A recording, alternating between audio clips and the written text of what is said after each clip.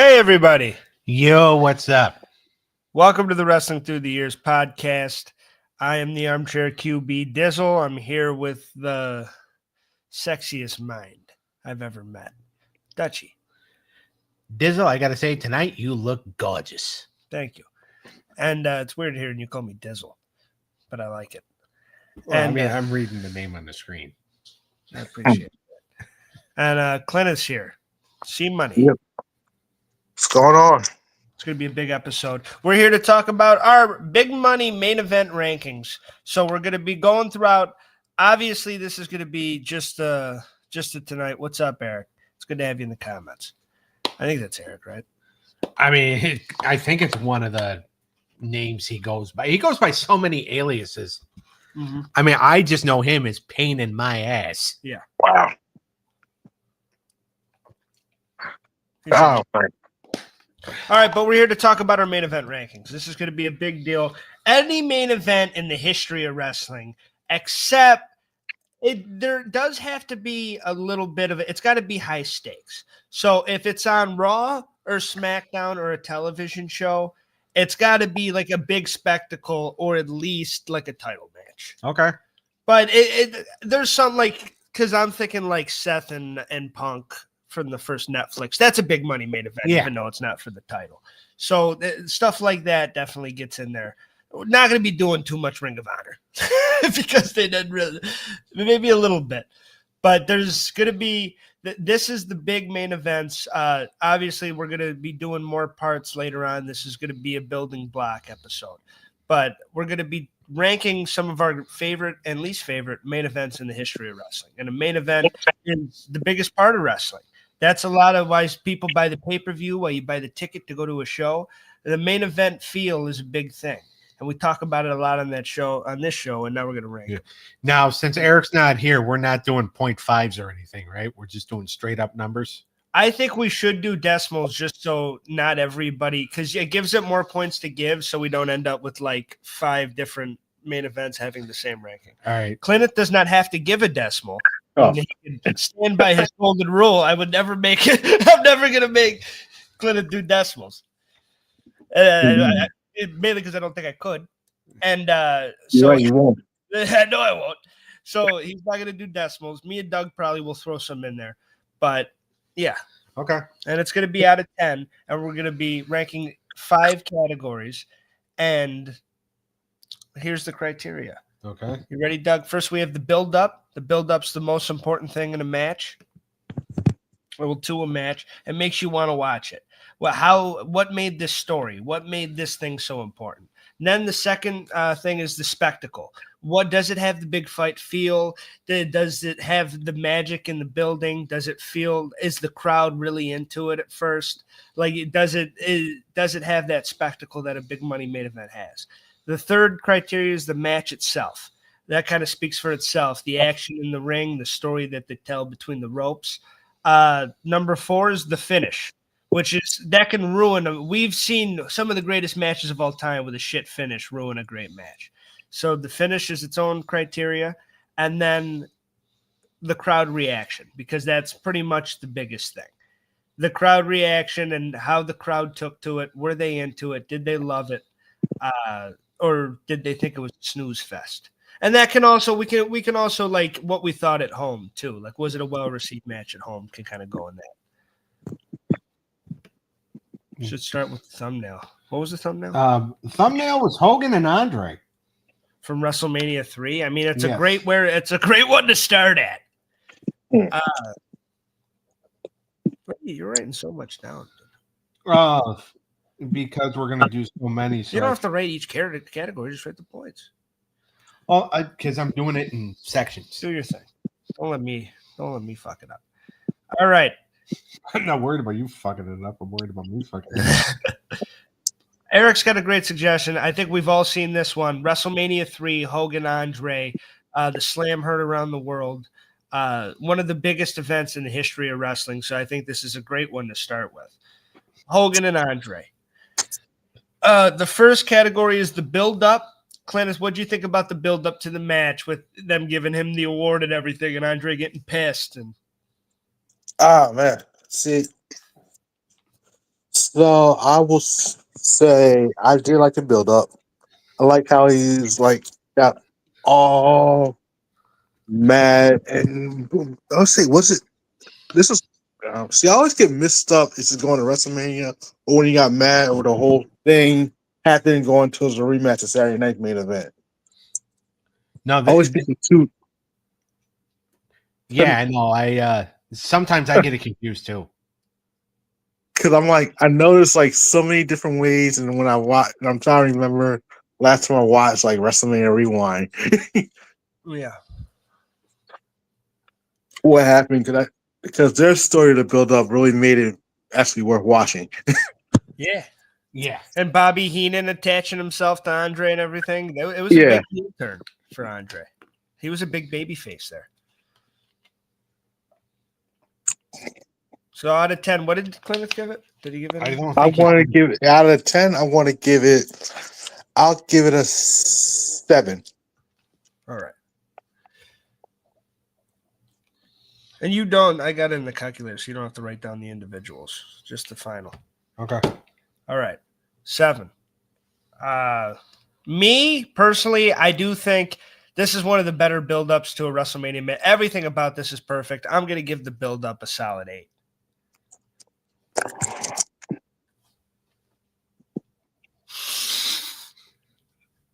Are we counting Eric's? Sorry, Eric, are you going to be here the whole show? Why are we like? Because I don't want it to fuck up. Because this one's going to beat all the other ones if you're not here. So I'm sorry, brother. You're on vacation. I'm not going to count it. So Go ahead, Doug. So for me, Yeah, in and out. yeah. So for me, it kind of goes to because this was a big buildup because you got to remember Andre was suspended in '86. He came back in under a mask, even though everybody knew it was him. And then there was a big meeting to get that got Andre reinstated, and Bobby Heenan was part of that meeting. Yeah. So that started kind of planting the seeds. Mm-hmm. Then the award. Then Andre got an award for being undefeated for 15 years.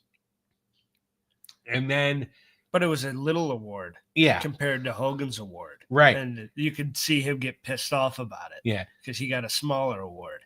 So so there's the whole buildup and everything that happened on Piper's Pit and Jesse Ventura getting involved. And it was so good. So for me, I got to go 9. All right. That leaves this at a 24 for build-up. Right, I'm not writing down. I'll write down the score at the end, but I'm just keeping track of what we give it. Okay. All right. Next, I think it would probably be better just to write the total and then you don't have to give the individuals, but whatever you want to do. 24 is where we're at right now. Going into spectacle. What was honestly, when I think of main event feel, I think of this fucking match. So to not give it a 10 would be crazy. Because the amount of, I know it wasn't as many people as Vince said at the beginning, but there was a lot of people there. And it's one of the bigger, like, high stakes. Like, this feels like a really important thing in WWE history. And this is like what made the big main event feel. Yeah. In national sense, at least. So I think that this gets a 10. This is a high 10 for me. Yeah, I agree. I mean, I do. It's number one is WrestleMania. It's the third ever WrestleMania out there. Number two, these guys are like the two biggest icons going into the event. And the question is That makes sense. will Ken Hogan beat Andre? Yeah. So I will give it a 10 as well. Doug? I got to agree with you guys and say 10. All right. 30 points on the board. We're sitting at 54. And the reason why is because you needed a big time. If you wanted to fill the entire Pontiac Silverdome, you had to put on the biggest match possible. It also helps to have a decent enough undercard and you had some stars, but what was going to be your biggest match? Andre was one of the biggest stars at the time. Hogan was the champion, so obviously that made sense. 100%. All right. So we're at a 30. That's a perfect score that you can get for that. So there you go. Now the match itself. Now this is one where it's a little tricky because the spectacle kind of bleeds into the match itself. And that's what makes it a good match is how electric that fucking building is. But when you look at the actual in-ring work, Andre was getting really close to not being able to move much. Yeah. And, you know, the slam is amazing. It's a great slam, and it was heard around the world, and it was awesome. But it's, I mean, not to be like the modern fan, but if you're like, that's a pretty basic fucking spot. And I know he's a big-ass dude, but the amount of times I've seen Big Show AA'd, you know, this, like at this it point, was unheard of time. at the time, even though there had been people that had slammed Andre a lot. Yeah. Stan Hansen got him up for a slam. Did Big John Studd do it? It's he might have done it in Japan, but you know, Stan Hansen got him up for a slam. I believe Bruiser Brody got him up. Some people say Ron Garvin got him up, but I don't know how. Yeah. But there's been quite a few people that have been able to, and there is footage out there of Andre being slammed by other people. I'm going to throw in my first decimal, and I'm going to say this is a 6-2 because it's got the memorable moments in there, but besides that, it's a pretty basic fucking match. Yeah. And it does have a really good feel to it, but that's not really the match itself and the in-ring work. It's a pretty good, they had good chemistry, but it really wasn't, you know, a knockdown drag them out, obviously. And I'm not like one of the AEW, it's got to be an 8-star Tokyo Dome match. I'm not one of those guys, but I'm just saying the actual in-ring work, it was good, but I don't know if it was the greatest of all time. 6-2. What do you give it, Cleneth?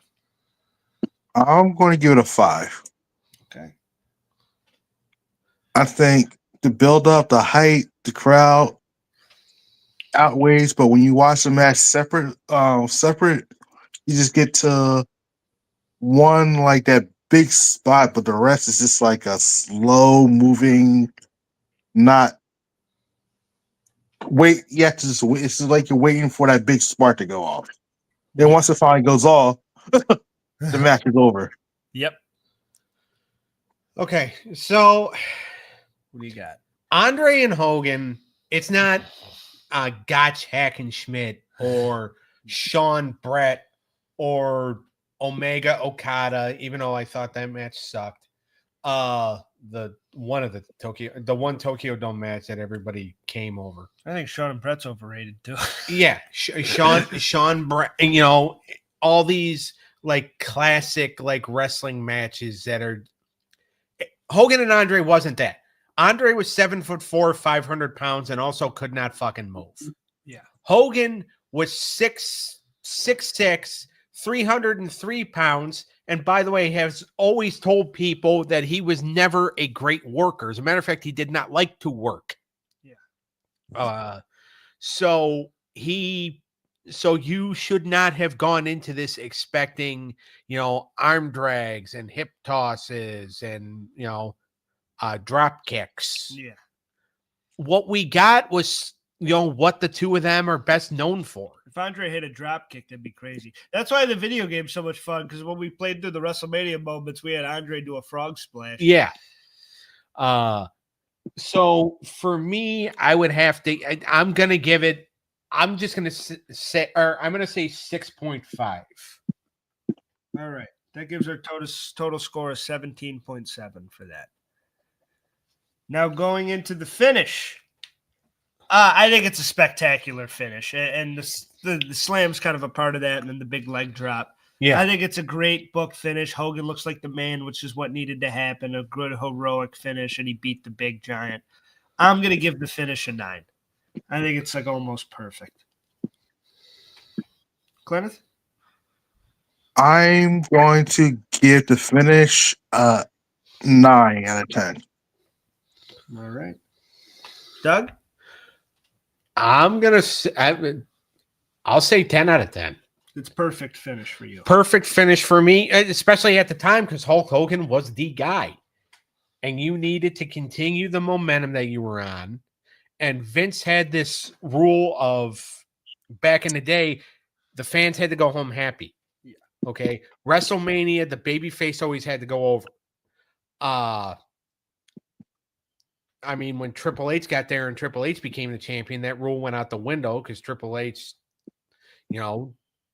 said, I ain't fucking putting The Rock over here. I'll put him over the next month in a pay-per-view. That doesn't mean shit. But Hogan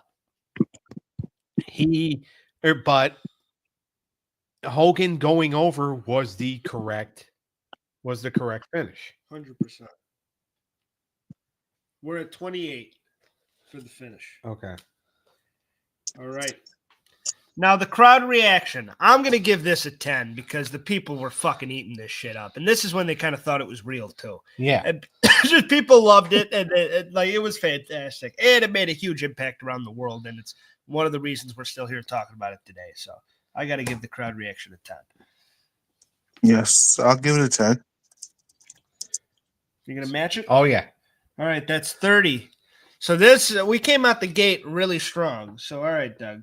We got 24, right? Yep. Plus 30. 30. Plus 17.7. Yes. Plus 28. Plus 30. We are sitting at 129.7. So we're not quite at that 150, which is what would be the right Yeah. or Yeah, no. 150 would be the Perfect score. I think so. hold on. So it would be 30 30 times 5 is 150. okay. Yeah, we did it right. Yeah. We're not that dumb. All right. So what'd you do? 129 points. You did a point, right? Oh yeah, it's 129.7, right? I believe so, yeah. Okay. All right. So that's where we're sitting at for our first match. Now we're going to go over to WCW. We talked about it last week, and we kind of talked about this feud a little bit, but we got the Spring Stampede 97 main event, no DQ match. This is not for a title. This is DDP with Kimberly Page against Randy Savage with Miss Elizabeth. One of my favorite WCW feuds. And to me, this match is fucking awesome. So let's get into it. The build-up, Doug, you're going to have to do a lot of the heavy lifting on this because you know this fucking feud back. I'm pretty good with it. But this particular match, what was the build-up? All right. So Diamond Dallas Page had turned down joining the NWO. Randy Savage did not. And Randy Savage basically joined the NWO because Eric Bischoff said, you want to wrestle, you got to be a member of the NWO. You can't, I'm not letting you back into WCW. I'm Hitler. So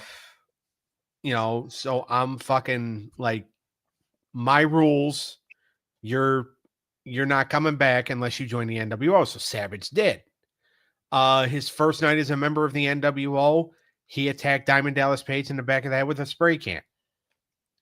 And he refused for a couple weeks to say Diamond Dallas Page's name. Come uncensored.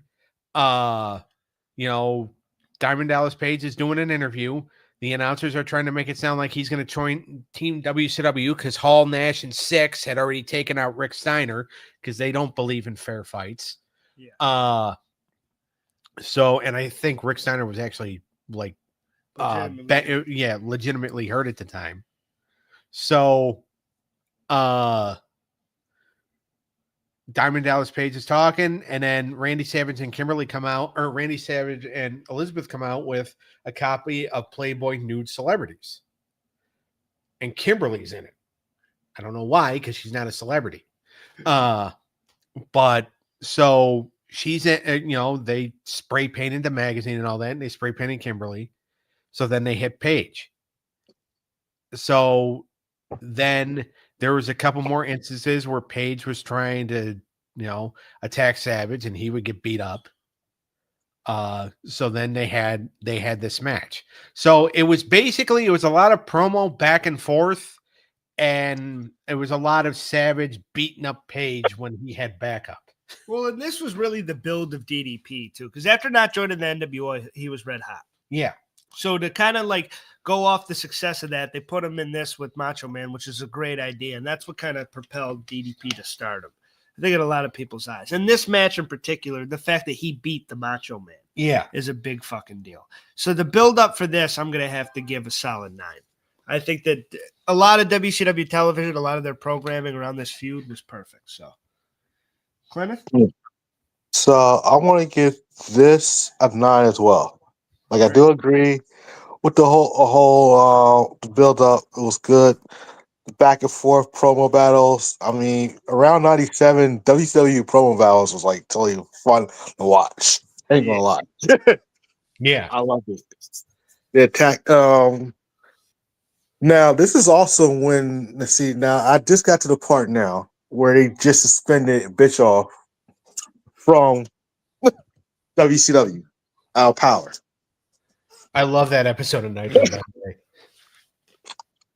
I just got finished watching that episode this morning. That's awesome. So I'm kind of looking forward to seeing what happens next. So I'm like, great. So, all right. So he gave I'm also going to give it a 9. All right. We'll make this as easy as possible. All right. 27 for the build-up. Now the spectacle. I do think that this had a lot of spectacle around it, and I do think like the crowd was really hype at first. But you did have a thing. This isn't a title match. This is like kind of a blood feud, and it's like a little. It's more based on storyline than spectacle. It feels like. So, and DDP wasn't really a made man yet till after this. So I'm gonna just give the spectacle a 5, even though I love it, but still. Doug? All right. Oh, Cleneth. Okay. So I'm going to give it a 4. And I want to say, because like you said, it's not, number one, it's not even a big pay-per-view. To me, Stampede, Sam Marie is not like a big pay-per-view. Yeah. No titles on the line. And it's a blood feud. That's the only thing that's making this match worth watching. It's a blood feud. Knowing you will finally see this guy's watch. But besides anything else, it's really it could be a good mid-card main event if it wasn't. I will say one of those like mid matches or whatnot. Yeah. If you had a big title match in front of it. Yeah, this could just be a steal or show stealing mid card match. Well, because remember in '97, Hogan wasn't working a lot. Yeah. Because shouldn't have the belt then. Well, that's the thing is that like they went on the principle of okay, Hogan's the champion, but he doesn't have to work every pay-per-view because he's such a big star, and the big stars don't have to work every pay-per-view. He was the Brock Lesnar. That's where Brock Lesnar got his idea from. Yeah. Same thing happened in 96. Now in 98, that changed because Turner went to Bischoff and said, if this fucker's going to be your champion, he's got to be on TV every fucking week, and he's always got to be in the ring. Yeah. So that was a Turner decision. As far as how I feel the spectacle goes, because Spring Stampede was not a new pay-per-view. They tried it in 94. And you know, it was okay, but they didn't have April pay-per-views really. But then in 97, Bischoff was told, do a pay-per-view every month. Yeah. So they brought Spring Stampede back. As far as spectacle, I'm gonna say 4. I'm gonna agree with Cleneth. You're gonna agree with him? Yeah. All right, 13. Not too good for spectacle, but they can always bounce back. And I think it will because now we're in the in-ring action, the match itself. I'm going to give this as close to a 10 as possible. I'm going to go 9-8 because I think this is almost a perfect match. It's one of their better main events. For a pay, like you said, Spring Stampede ain't really fucking like a Halloween Havoc or a Starrcade. But for the match, it was a great fucking match. And Macho went to great lengths to make DDP look like a star here. And you could tell. And it was like a seasoned guy working with another, like, even though DDP was in the business for a while, he never had his big break. And that was kind of his coming out moment. And when they're like, oh, they only made Goldberg, you got to show them this and be like, no, they made other stars and main event guys. And DDP is a huge fucking example of that. And I think this match is almost perfect. 9-8. Yeah. Cleneth? See, I want to give it a 10. I think it was a great match altogether. Doug? I'm gonna I'm gonna say 9-9. I'm gonna go in the middle. This is fucking bullshit. Y'all, And the reason why is because the only thing I'm gonna take away from it is, and there's not even really much to take away. It's just the whole. is it because there was no title on the line? There was no nothing. It was just like a blood feud type of thing. It was a blood feud, and it was very good. And it was a very good pay-per-view. Like, it started off Rey Mysterio, Ultimo Dragon. Yeah. You had Dean Malenko, Chris Benoit in the middle. You had some bullshit that sucked. You had a women's match that wasn't good, but that's because of Sonny Ono. And then, like, you had Lord Steven Regal and Prince Iaukea. Here's my thing. I love DDP and I love Macho Man. But to me, a 10 is a perfect match. Yeah. A 10 is one of the greatest things you've ever seen. And like I said, I love DDP, and they made him a star, and he was the man, and he put on good matches. And some of WCW's better matches, I don't know if he's ever had a perfect match. I know Macho Man has, but I don't know if DDP has, and I'm not taking anything away from him. And that I'm looking at it. It don't have to be a 10, but overall, the excitement, the wrestling, all right around. That was a perfect, it kept you invested throughout the whole time. Yeah, and it's a solid 15 minutes of action. But to me, it's just not quite perfect, like Kurt Hennig. So 29.7, 29.7 for the match itself. I tried, guys. I tried, DDP. I tried to redeem you. You did. You fought for DDP. You fought for the Diamond Cutter. The finish. Doug, get in the finish. All right. So the finish is they hit the Diamond Cutter. Nick Patrick comes out. He's the NWO referee, but he counts the fall for Diamond Dallas Page. Kevin Nash gets upset, attacks Nick Patrick. As he should. I agree. Randy Savage goes to hit Kimberly. Eric Bischoff, who's already in a bunch of trouble to begin with, tries to stop Randy Savage from doing that. So Randy Savage hits him. So, and by the way, Diamond Dallas Page went over. He got the Diamond Cutter. He got the win. Now, the fact that he was kind of out of it after, for me, takes away from the finish a little bit. So I'm going to say 9. I'm going to say 9-8. Okay. Yeah, I think there was a little too much going on at the end, so I'm going to agree with the 9-8. But the Diamond Cutter was the right way to go. Yeah. Yeah. I want to give it a 9. All right. There's a little too much going on at the end. Yeah. And that's WCW for you. That's every finish for them. But, yeah. The crowd reaction, I thought it was great. I thought the fans were really. This is one of the hottest, eras in the business. So I'm gonna give it a 10. I think if you watch that match back, it's hard to hear the commentators. It's so loud. Yeah. Yeah, I'll agree. Give it a 10. Doug? I'll say 10. All right. 30. Perfect for crowd reaction. So we had what did we start with? 27. 27 plus. 13. Plus. 29.7. Plus. 28.6. Plus. 30. All right. 128.3. So it slightly loses to WrestleMania 3. But that's a damn good showing. Yeah.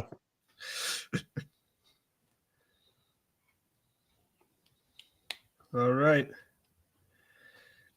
You ready for this one? Yep. This is a fun one. Vengeance 2006. Oh God. We have 6,800 in attendance. A good amount of people there.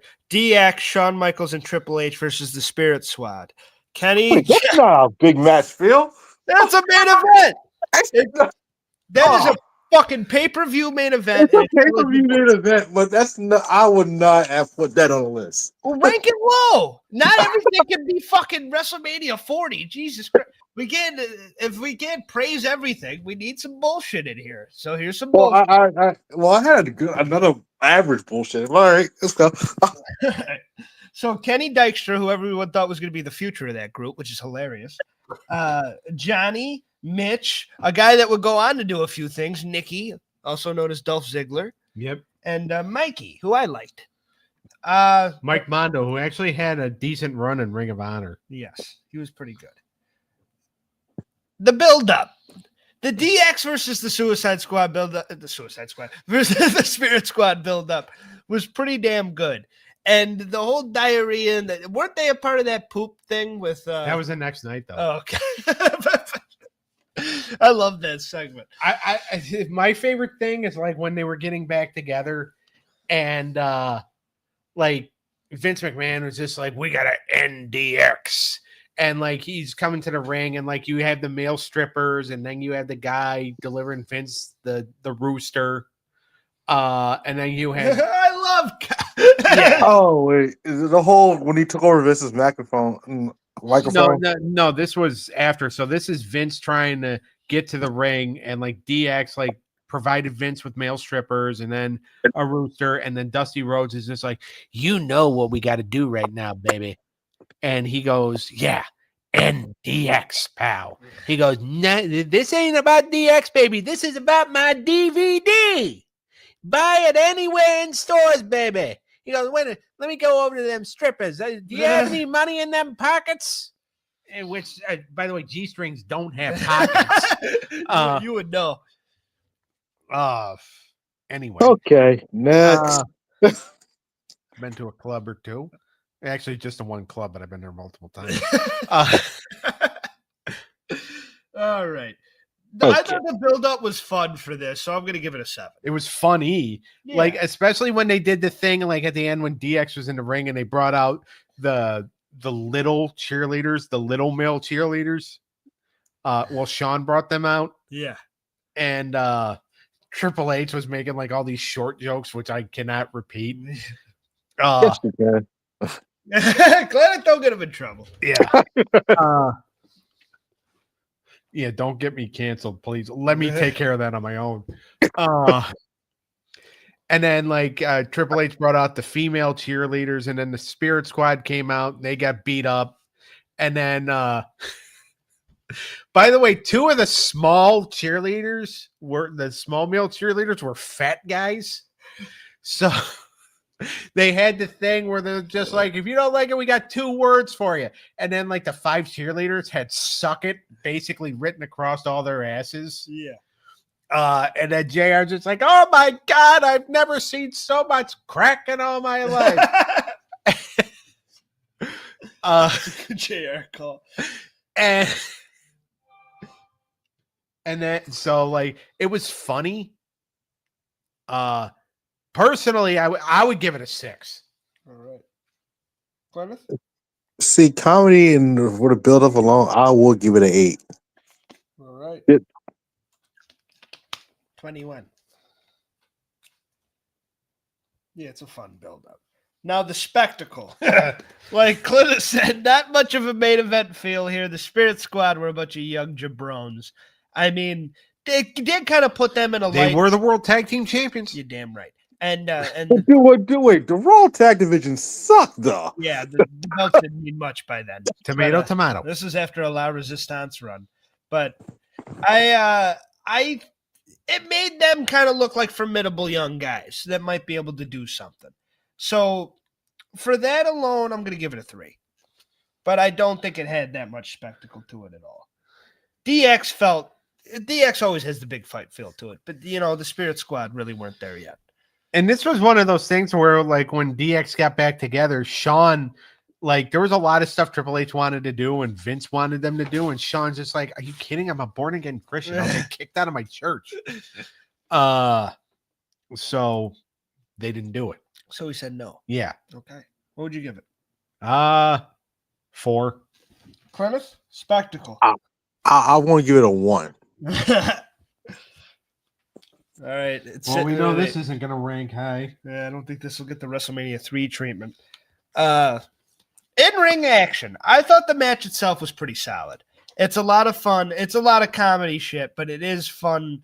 It is a fun watch, and Sean could still really go at this time. It was still pretty damn good, even though he was getting towards the twilight. And Triple H was kind of at his prime still, to an extent. Yeah. So I'm going to – and the Spirit Squad were just there to bump their asses off for these guys. And get their Which they asses. could. Yeah. And they did a little bit of like controlling the ring, which is good. I'm going to give this a solid 6. I thought it was pretty good action. A 6.5, I'll give it. Yeah. Cleneth, what do you give the ring, the in-ring action? The in-ring action, I'm going to have to give it a 4. All right. Dutchie? I kind of care. It was okay, so I'm just going to give it a 5. All right. 15.5. The finish. Well, the right guys went over. Yes. Well, I will hope the right guys were going over. This is like a DX reunion show. Yeah, which is why they had to do it that way. And it's not like the 2009 DX reunion where they really let DiBiase and Rhodes like shine in that match. I mean, for me, I would give the finish a 6. All right. I'm going to give it a 5. Cleneth? I want to give it a 4. All right. We're at and he's going to give it a fart. We'll give it at 15. All right. The crowd reaction. I thought they were really into this because of DX, but you could tell that they did get bored at a few times. Yeah. I'm going to give the crowd reaction a 6. Cleneth? I want to give it a 5. All right. Dutchie? I'm going to give it a 5. I'm going to agree with Cleneth. All right. We're at 16 for the crowd reaction. All right. So our score, we started with 21. 21. 8. All right. 15.5. All right. 15. All right. 16. 75.5 for Vengeance 2006. So it did not fare as well. Oh, wow.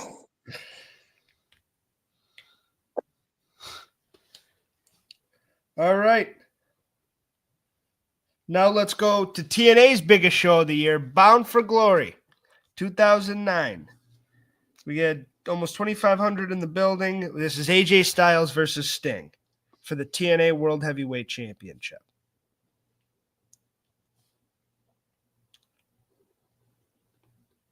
All right. Give us the build-up, Dutchie. Okay, so there was this group called the Main Event Mafia. It was Kurt Angle, Sting, Kurt Angle, Sting, Kevin Nash, Scott Steiner, Booker T were the original members. Kurt Angle was the Godfather, and he was obsessed with power. Heel group. He was obsessed with power. Sting won the right to be the Godfather, but all the guys started to turn on him when Sting kicked Sharmell, Booker T's wife, out of the group. Smart call, by the way. Yeah. He's just like, we don't need women in this group.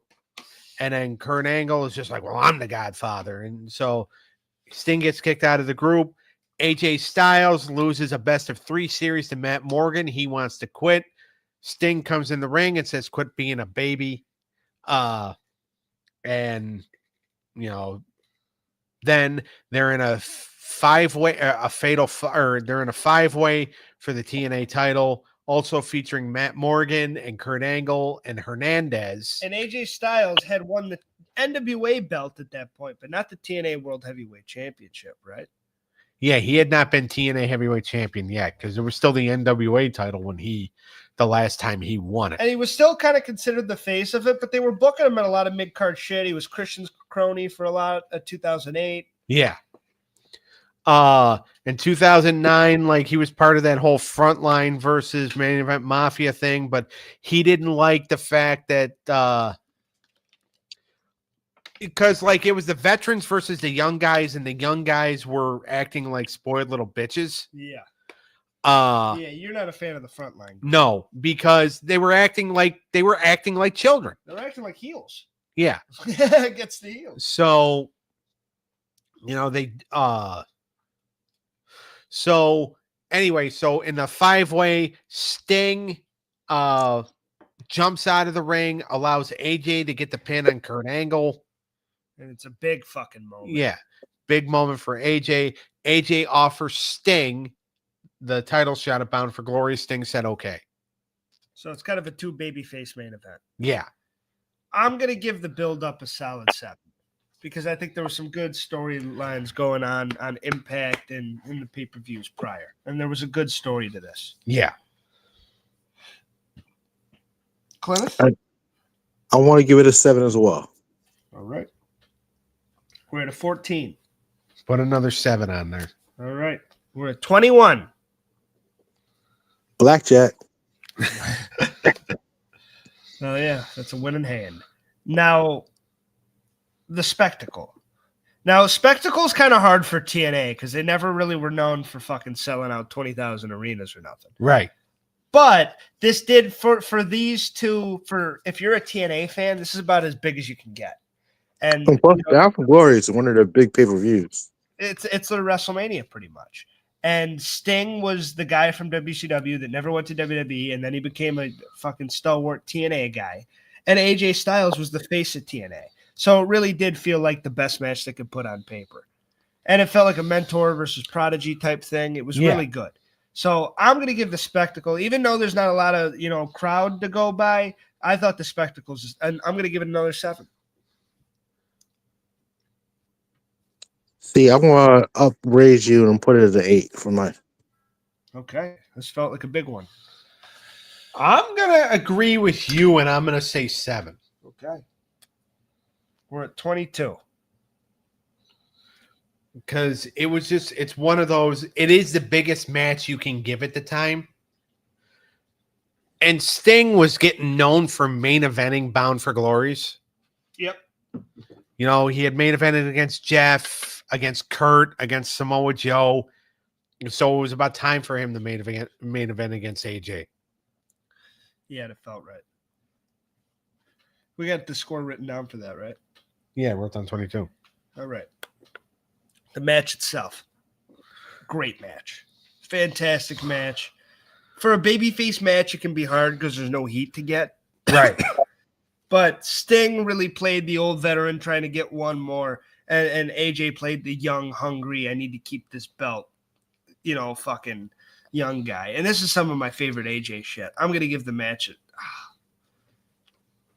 I can't go 10 because you're going to give the match a yeah, I'm going to give it 9.5. I knew you was going to say 9.5. Well, it's close. It's close. But my 10, and everybody's rankings is different, and that's fine. My 10, it's got to be the best. It's got to be fucking Steamboat Macho. It's got to be the tits. It's got to be greatest.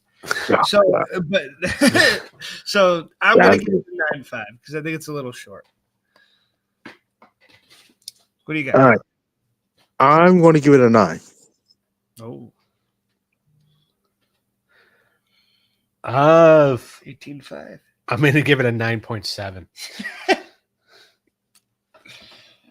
28.2. Cleneth's just like, you fucking moron. Doug, get into the finish. AJ hits, I believe it was the springboard 450. Yep. And it was a it was a good wrestling match finish. I mean, it was back and forth, and It was clean too. yeah, it was a clean finish, which TNA was trying to adopt like the WWE WrestleMania part for like they always wanted to send the Bound for Glory fans home happy. But the thing is, well, we'll get to that in crowd reaction. But as far as I'm concerned, the finish to me goes 8. All right. I'm going to give it an 8 as well. I think it's a damn good finish. And it's feel good. I'll give it an 8. All right. We're at 24. Well, it's definitely going to kick DX into Spirit Squad ass. As it should. Now, the crowd reaction, like I said, it's not a huge crowd, but they are really into this. You can tell the fans really gave a fuck about this match. But it's not fucking 100,000 screaming fans or nothing. I'm going to give it a solid 7. Okay. I feel like they were disappointed by the fact that Sting didn't win. So I'm going to say 5. Okay. It did seem to go down a little bit at the end.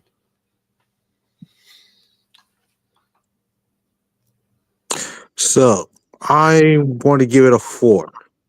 Jesus. Don't you hate it when he agrees with me almost? Yeah. 16. All right. Let's add it up. 21 plus 22 Yep. plus. 28.2. All right. 24. 16. 111.2. So it ranks as third so far. It would have been even higher if Cleneth and I didn't crap on the finish.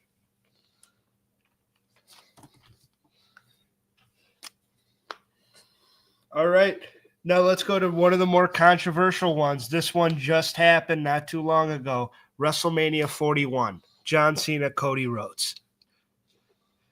I was like, should I throw Cody a bone and give him one of the 2 good WrestleMania main events, or should I get into the shitty one? It's like, let's get into the shitty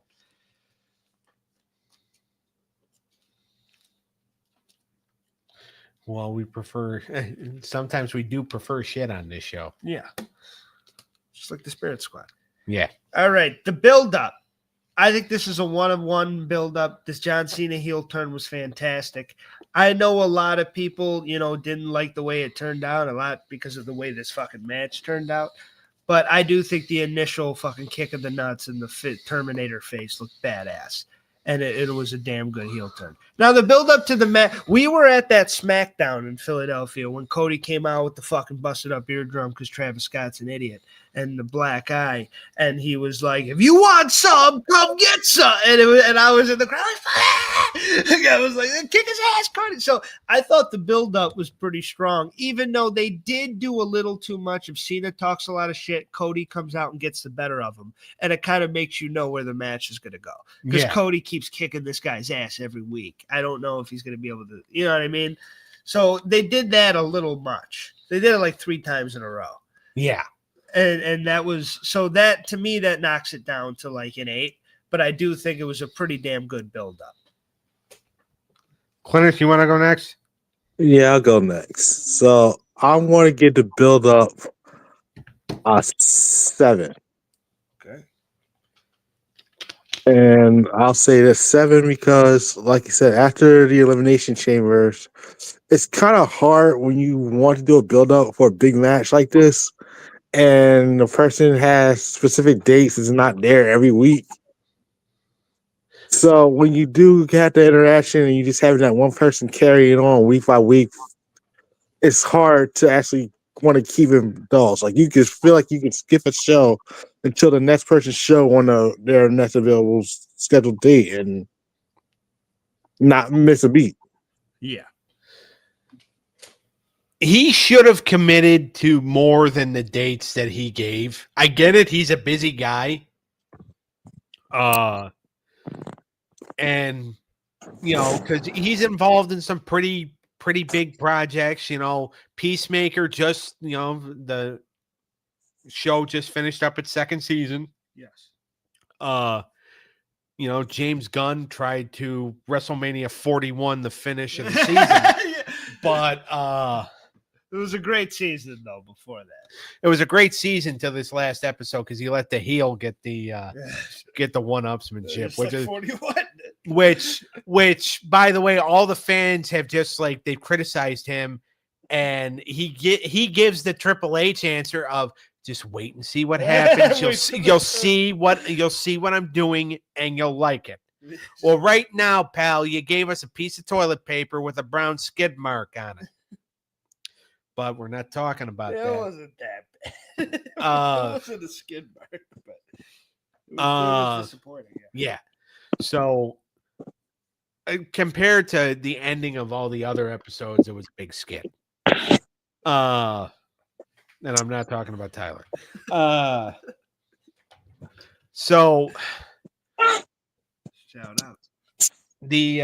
So for me, What's the build-up, Doug? I would give the build-up just because Elimination Chamber was good, but then afterwards it's just like, okay, you're doing a couple promo battles. Cody's kind of making you your bitch because you haven't been a heel in 23 years, so you don't know what the fuck you're doing. His promos were so good though. Yeah.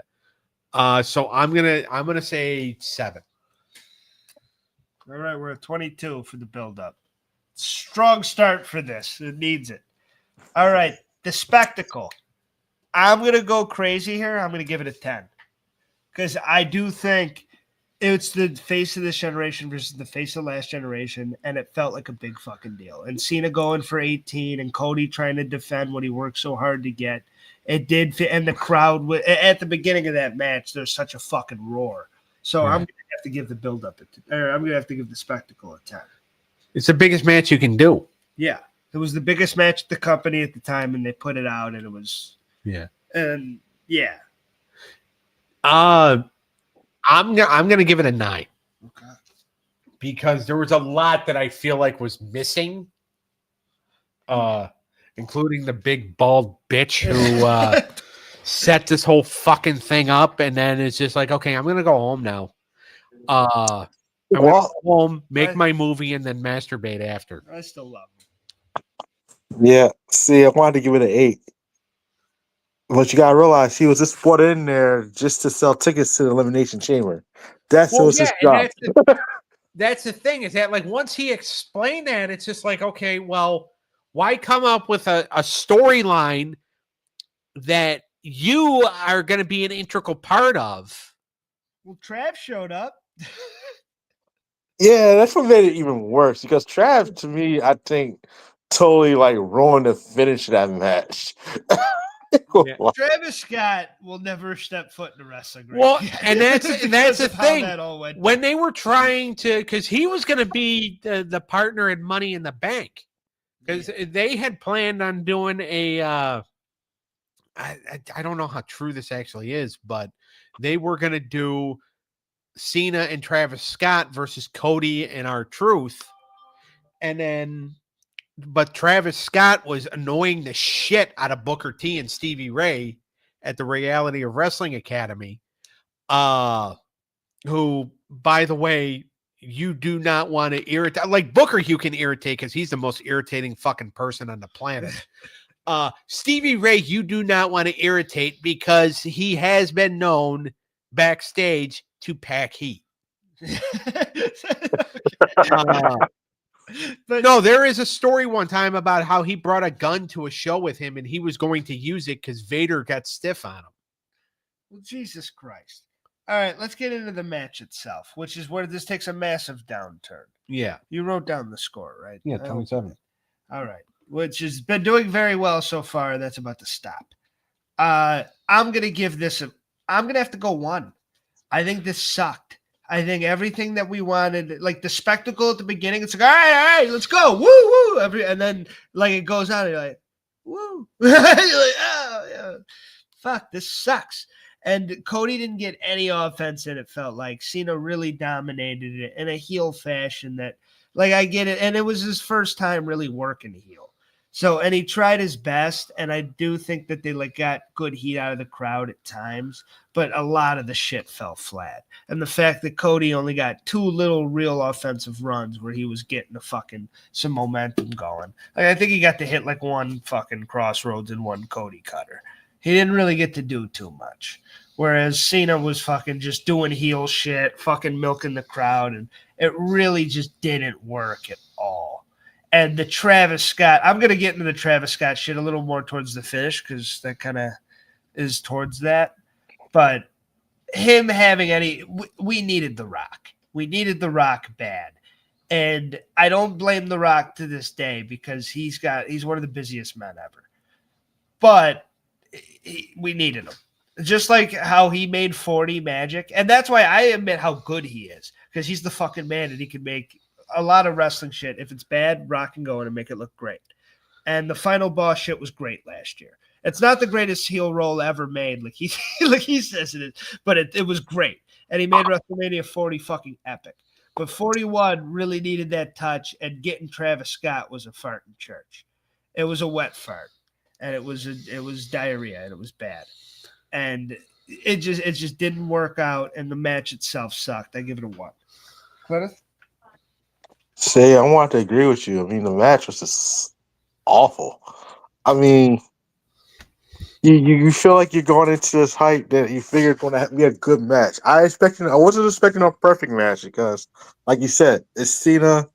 You know he's going to be over strengths because he's still got the Hollywood contracts, and you know how it is. The Hollywood wrestlers are going to be really safe in the ring and not try to get injured, so they don't mess up their movie roles and whatnot like that. But the whole thing, and I'm expecting that either Travis Scott and The Rock's going to come out and it's going to really put a little bit of a banger onto it, but nah. No, it sucked. It's one of those things, and Cleneth brings up a good point about Hollywood. The Rock at WrestleMania 29 took on John Cena. The Rock tears his abdominal wall, which stalls the production of Hercules for that movie wasn't that great either. For months. Okay. Hollywood is just like, okay, well, from now on, if Rock wants to do a match, he's got to clear it without, like, his agency put a fucking like $6 million or however many $1 million insurance policy on his body, which basically means that if he gets hurt, he owes them money. Yeah. Okay. So it's one of the reasons why Rock really didn't wrestle, because he's just like, injuries happen and I'm not paying these fuckers any money, because his agency is run by his ex-wife, and I'm sure he already gives her enough money. So with Cena, it's kind of the same thing. I mean, go back to WrestleMania. 39 was the one with Theory, right? Yeah. Okay. Austin Theory wanted to do all this stuff, and John Cena looked at him and said, no, you can hit me in the nuts. You can hit me with your finish. We're going like 8 minutes, and then I got to get the fuck out of here. Yeah. And he's like, well, you really need to make me. He goes, I'm putting you over. It's going to make you. Yeah. I mean, he lied, and it was wrong. Yeah. But and the hard thing about this match is it's crazy that this just didn't work, because we saw heel Cena work in a match. Really, him and Randy Orton was a great match. Him and Punk was a great match. Heel Cena can work, and we've seen Cena and Cody work, because SummerSlam was one of the matches of the year. Yeah, it was one of the best matches. You gotta realize the last time we see that heel Cena was back before this was what, 2003. Yeah, with the Doctor of Thugonomics. But when you compare it to everything else Cena did, especially this year, it just doesn't add up at all, and it doesn't stack up. So what'd you give it, Doug? 2. All right, so it's a 4.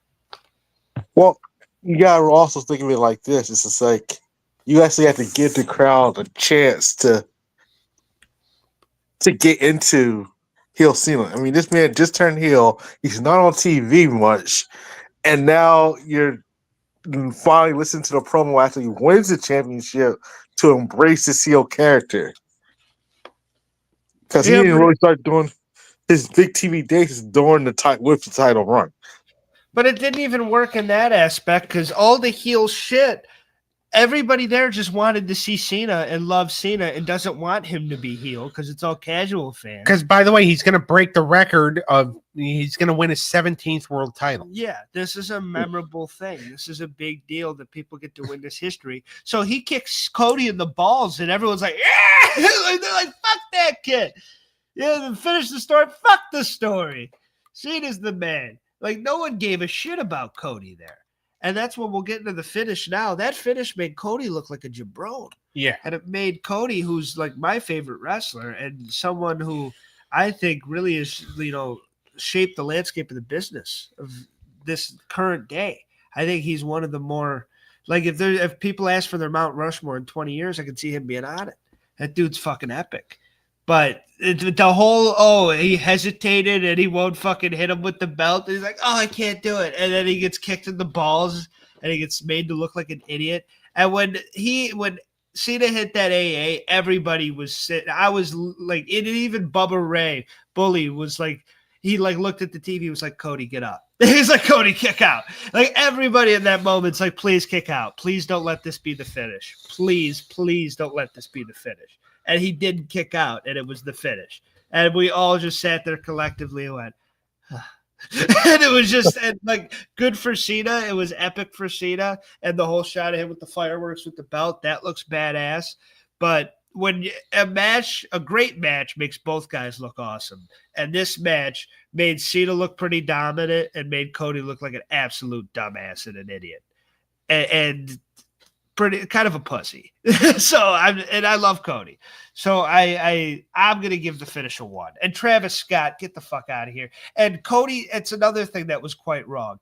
The crossroads wasn't enough. He needed to punch Travis Scott in the fucking face. Yeah. That's it. That was a receipt moment. That's where, if you're gonna bring Travis Scott out, you do the receipt, because he smacked Cody for real popped his eardrum, for real gave him a black eye. He needs to get in the ring, and Cody needs to tag him in the fucking face. And not just fucking do his wrestling move on him. He needed to real life fucking, at least, and not actually like hit him, but like make it look real fucking snug and give him a good punch. I would have fucking hit him. Yeah, but something like that. He needed his receipt in that moment, and he just got a crossroads. And I know and I'm supposed to suspend my disbelief and think that the move can do as much damage, but I know if he punched him in the nose, it would have meant more. So that should have fucking happened. And it didn't. And the fact that we got Travis Scott involved in the finish is insane. And it'll never happen again, thank God, because of how bad this went. But it's a 1 for me. Yeah, I agree. It is a 1. Doug? I'm going to say 1. We give it a 3. We went from the high 20s to a 4 and a 3. The crowd reaction. This is another one I'm going to go low on because I think the crowd sucked because, like I said, they were there for Cena. They weren't there for Cody, and Cody was the babyface champion, so that's not good. And I knew this was going to be the trap that the WWE was going to put themselves in. And that's it. They let their top babyface get booed out of the fucking building. And that's what happened. And at SummerSlam, they did it right, and they made him. And by the end of that, they started off booing him, but at the end of it, they were cheering and respecting Cody. But at this, they never had any respect for Cody. So it was a loud crowd and there was a vibrant crowd because they were there for Cena. But when this guy's doing a bunch of heel shit and the crowd's just cheering for it, it does take you out of it a little bit. Yeah. So I'm going to give it a 2.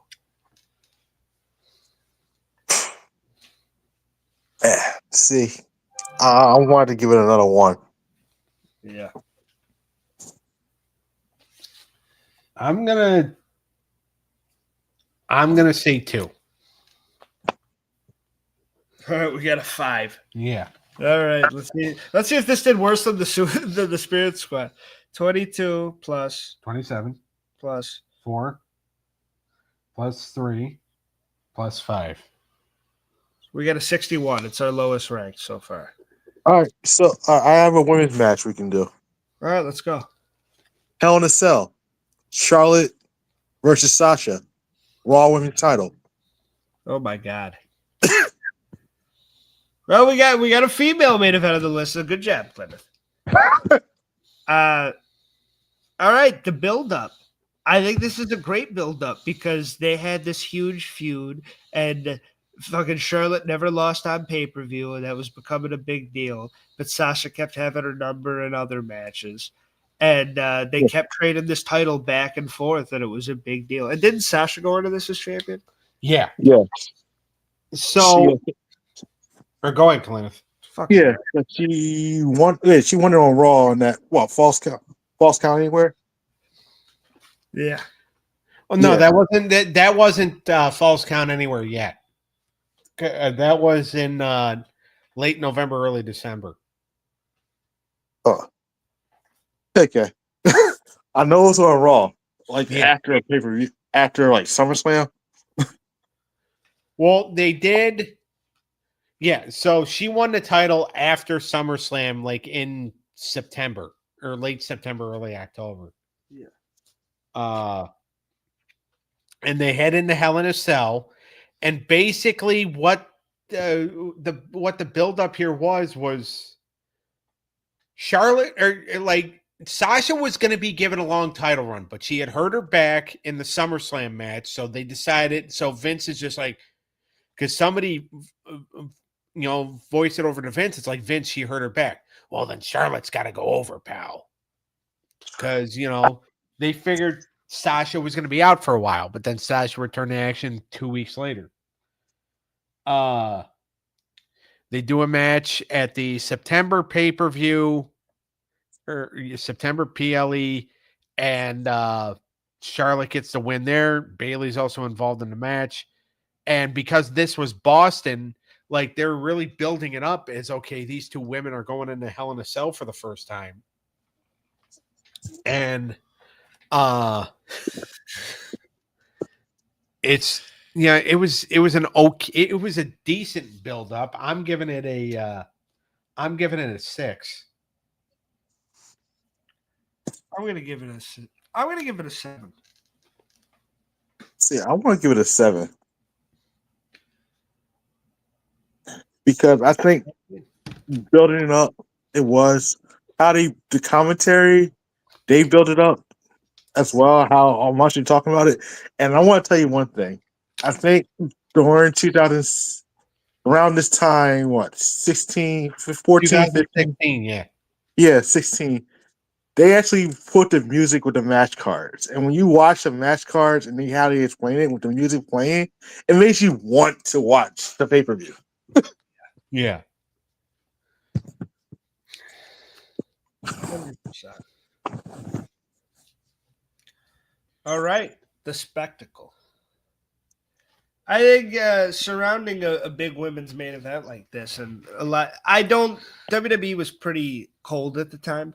Yeah. And I think this was around the time, like people were getting ready for AEW, like and getting like. Well, sick because of the shit. they figured that the brand split was going to bring some exciting times, but the thing is, they were hyping up SmackDown more than they were hyping up Raw, because you had guys that were getting drafted to Raw that were just like, oh, we wanted to be on SmackDown because they care more about the wrestling. Stephanie McMahon's a moron, which SmackDown had the vaudevillains. Yeah. So what else? And plus, Raw was an extra hour TV. They had the vaudevillains for a month until Simon Gotch got fired because he kept getting into backstage fights because he's a fucking prick. Well, he hurt Enzo, didn't he? Yeah.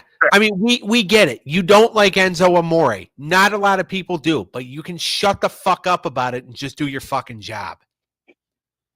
Yeah, he was never good. Yeah.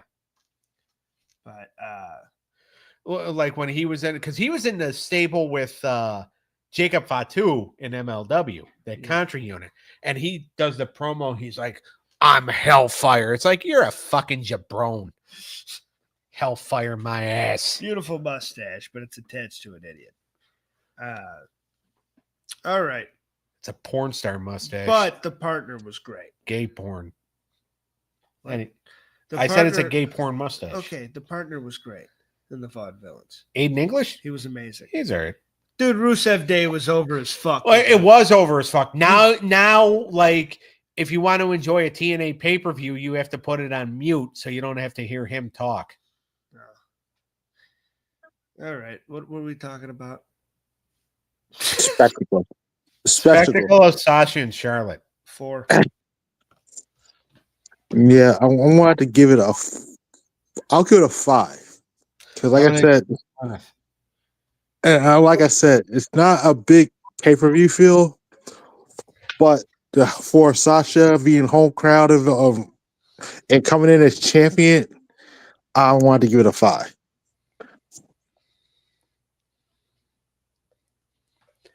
He's giving it a 5.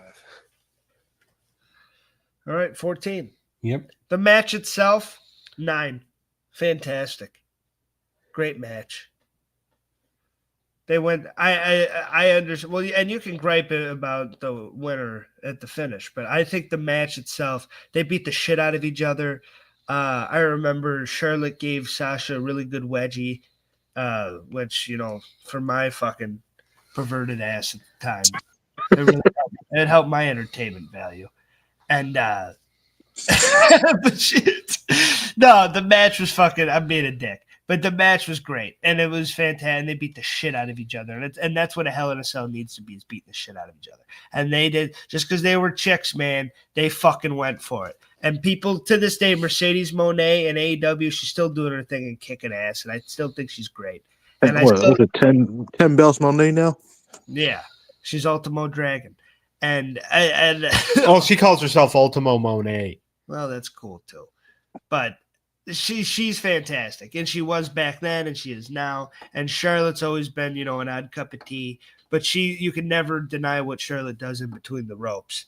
And this Hell in a Cell match fucks. So I'm gonna give it a 9.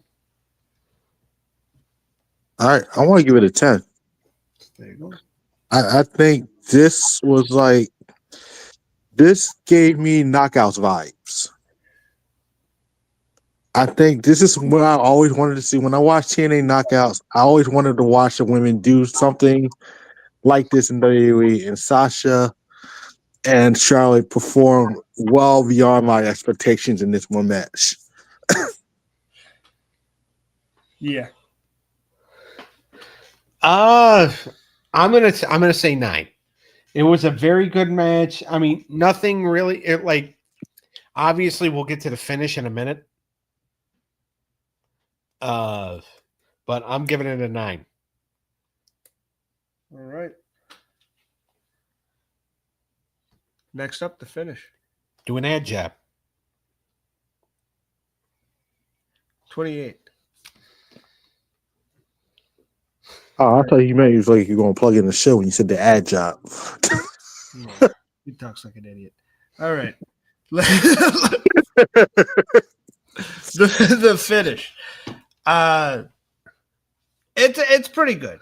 And I do think that to keep Charlotte's record alive, I think it probably was the right move. So I enjoyed the finish. I'm going to give it a 9. What do you give the finish? 5. Wrong person went over. I mean, her, and it was a shit finish. It was what she threw her up against the cell a couple of times and then pinned her. Yeah. She was supposed to. I think it was because she failed to go through that table, so she hit her with the whatever you call it. Natural selection that always natural selection to win because she failed to break the table. The natural selection. No. No. So no, I'm saying 5 because she should not have won. Yeah, it was bullshit. And if you're gonna win, make it look cool. You didn't. So 5. What did Cleneth give it? I don't know. Yeah, I'm going to see. I wanted to agree with you, Doug. I wanted to give it a 5 as well. All right, 19.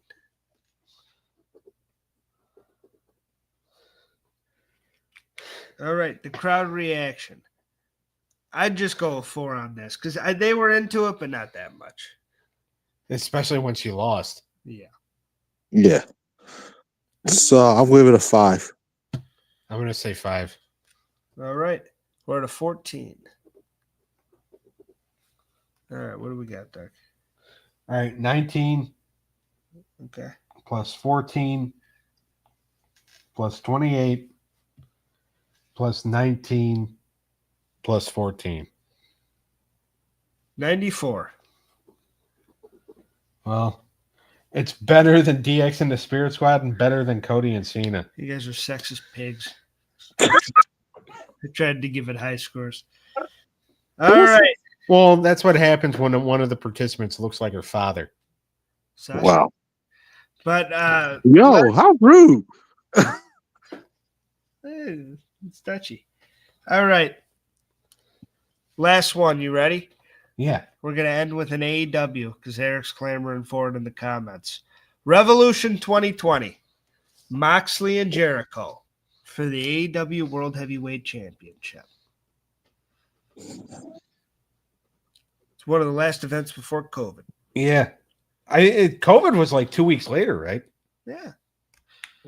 All right, so Revolution. I don't know why I kept thinking Revolution was the last show of the year. That's the first. And it was a pretty good. Shut the fuck up. It was a very good show from almost from top to bottom. I mean, you had Jake Hager, who is fucking useless, open the show. And when Orange Cassidy can do a better match than Jake Hager, Jake Hager should question his life choices. Although he did in one of the Chris Van Vliet interviews. I think of the build-up thing. I like the build up to this. Like they stab Moxley in the eye and they make him go blind and he's wearing the eye patch. See, this is when John Moxley was good. He didn't hang out with useless C words at this time. Cockroaches. Sure, we'll go with that. We'll go with that because you can lump in Daniel Garcia, Wheeler Yuta, and Claudio Canoli in there. Absolutely. I know, Cleneth. The inner circle. Hey, I'm just saying, you got respect. Put the respect on the man's name if you don't like him. I don't even respect the man. Why the fuck would I put it in his name? Jake Hager, even though I liked him early on, Jake Hager is the hemorrhoid on the butt cheek of wrestling. Yeah. But I do think that the inner circle was doing really good shit at the beginning. At that time, yes. Jericho was a part of some really good shit at the beginning. So Yeah. I like the build up to this a lot. I like going after Moxley, and Moxley is the renegade that came in at the end of Double or Nothing. He was super over. So I thought that the build up to this was great. I'm going to give it an 8. I'm going to agree with you and say 8. Yes, I'll agree. I'll make it an 8 all around. All right, 24 it does. Do a right job. All right, next up we have the spectacle. Use my language against me. This felt big. It felt pretty big. I don't know if it's the biggest AEW main event that it's felt, but the fact that it felt like Jericho could actually lose the title here. Yeah. And it was like a pretty long reign, and Moxley was on a pretty good run, so it looked like it could be over. And I really do think that Eric's with his decimals. He'll give it an 8-1. I love Eric. But the spectacle, I'm going to give it a 7. It felt important, but it didn't feel too important. It didn't feel like the most important match on the card. The most important match on the card felt like MJF and Cody. Oh, yeah. As far as the spectacle of this, I'm gonna give it an 8. Okay. See, spectacle, my opinion for AEW would be like their top 2 shows, All In and All Out. I think Revolution came in 3rd, so I wanted to give this a 7. It wasn't even an All In that year. I mean, There was All In like that year. No, it wasn't. It was All Out. Yeah. It's All Out. They didn't have All In yet. No, wait, Double or Nothing. I mean, okay. Yeah. What'd Cleneth give it? A 7. 7. What'd you give it? 8. 8. 14 plus 8 equals 22. All right, the match itself. It was pretty good. Jericho was kind of fat around this time, though. He's gotten himself in better shape since, but he kind of looked like, me and Doug with his shirt off. But he was still moving around pretty good. He was working good, and he was doing that fucking elbow. But and Dean Ambrose, well, Moxley was really on his A game here, and you could tell he was getting the straps. You could tell he really put it in full gear.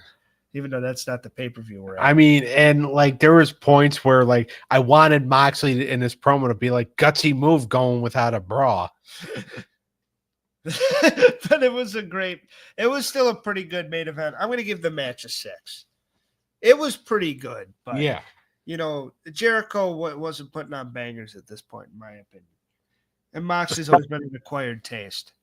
And this isn't an Extreme Rules match where he can put thumbtacks up his butt. They didn't stop him before though. I want to give it a 7. Who's Eric's favorite category? AEW. Yeah. That explains why he's answering. I'm gonna say 8. All right. We got a 21. Now for the finish. I think they did it good. I like the reveal with the eye patch. He's like, I can see. And then he fucking hits the fucking DDT. What's it called there? I think it was called Paradigm Shift. I think now Yeah, we call it Death Rider. Okay. But it damn good DDT, and he won with it, and the crowd went fucking nuts, and it was a big deal. And John Moxley getting his big world title win and as an AEW fan at the time, and because I was watching WWE when I first moved down to Philly and around 2016 and shit. And then I watched it just get ass and asser, and I was like, this fucking sucks. And then it made me want to watch AEW. And Dean Ambrose was getting treated like shit, creative-wise, in WWE. He was when he came out with the gas mask and shit, he was getting saddled with some really bad shit. So AEW kind of came in at the perfect time, and, you know, Moxley comes in, and you're like, oh, my God, fucking, they really dropped the ball with this guy. And you always felt like that. Like, you know how they always say, like, when Ricky Starks goes out for NXT, and they're like, Tony fumbled. At the time, you're like, oh, Vince fumbled. Moxley's the guy. Now you want him off your TV sometimes. But even though I still think he's good. But at the time, you know, he was kind of the, like, belle of the ball. And him winning that world title really meant a lot. Even though I think that kind of them starting with 2 WWE guys as the 2 world champions is kind of a crazy for being such a independent fuck WWE. It's kind of weird to start with those. You have to, though, when you're on a major television network like you were. Yeah. Like, I'm still going to defend it. Like, there were people, because I remember, and I think this was actually like one of the pay-per-views where Eric was just like so happy and he was praising this so much, and people in a certain Facebook group were going like, come on, you got to calm down. And I would tell these people, I'd be like, or you could shut your fucking mouth and let him say whatever he wants. And then people would get mad at me and I'd tell him to suck my cock. I see. I don't. All right. So here's what I disagree. I don't mind them starting out with 2. It's the fact of how long of the run they had with that title.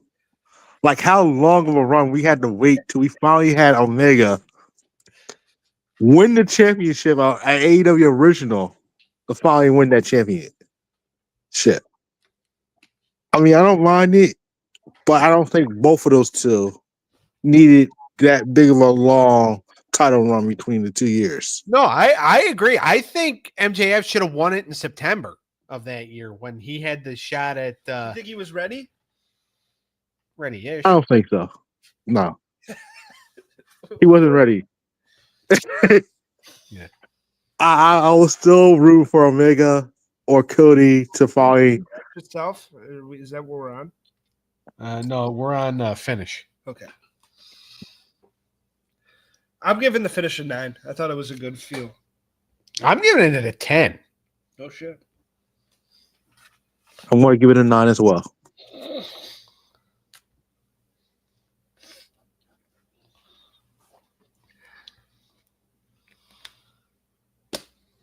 $28, Doug. Yep.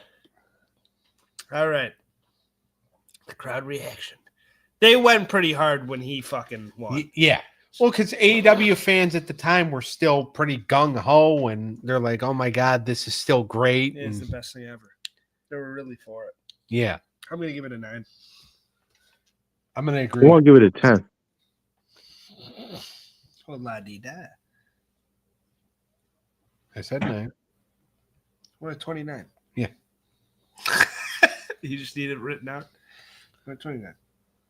10 plus 9 plus 10 is 29. No, it's 28 because we did that.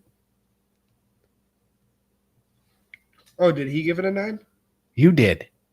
And what did Cleneth give it, a 10? Yeah. 10, yeah. And I gave it a 9. Oh, there you go, 28. See, you fucked that up. But all right, 28. All right, let's add it all up. You're anyway. All right, 24, Give me a number, Jeb. Come on. 22, All right. 21, 28, 28. 28. I wrote 28. Oh, you gave it 28 twice. So it's another 28? Yes. It's 228s. 123. God It's damn. basically it's 228s which adds to 56. That's all. It's 56 plus whatever numbers you added. Yeah. Show off. All right. At least So I can what- do math. Just because you're in charge of the money, a giant.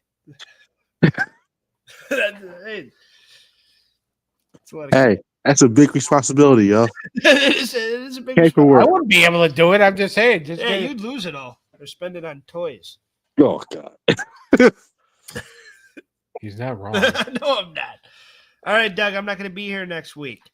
This was a lot of fun, guys. Tell them what what you're doing with Legends next week. Oh yeah. And So- then you can plug your cartoon show too. So next week we're going to do a show called GWF Year 1. We're going to take a look at the first year of the Global Wrestling Federation. I am going to be joined by some special guests. And I also have a couple other special guests that I still have to call. I've just been lazy all week. But we're going to be joined by right now. We're going to be joined by Craig Johnson, Scott Hudson, and Rugged Rod Price, the California Stud. I'm still working on a few more. So I'm going to call them either tomorrow or Sunday to try to get them involved. But GWF Year 1. So basically the latter half of the year 1991. So that is next week here on Wrestling Through the Years. Tomorrow night on the Cartoon Show, Animated Hour of Power, we're going to have Rick and Morty the Anime versus Hellsing Ultimate. Lucas the Spider versus Total Drama. Dragon Ball Super versus Dr. Stone. And the main event is Voltron versus Mask. Not the Jim Carrey mask, but the mask from the The 80s. cartoon. Yes. Well, the Jim I thought that Carrey. was the 90s. The No, cartoon was the 90s. that's the Jim Carrey one, Cleneth. And thank you, Eric. It's a special day next week. I Yeah, appreciate it. yeah. Which is why you're not doing the show next Friday, because My birthday. yeah, it is your birthday, and we all get our birthdays off. It's the one rule in our contract. All right. Cleneth, it was a pleasure. All right. See everybody next time. All right, Next time. Later. Later. later.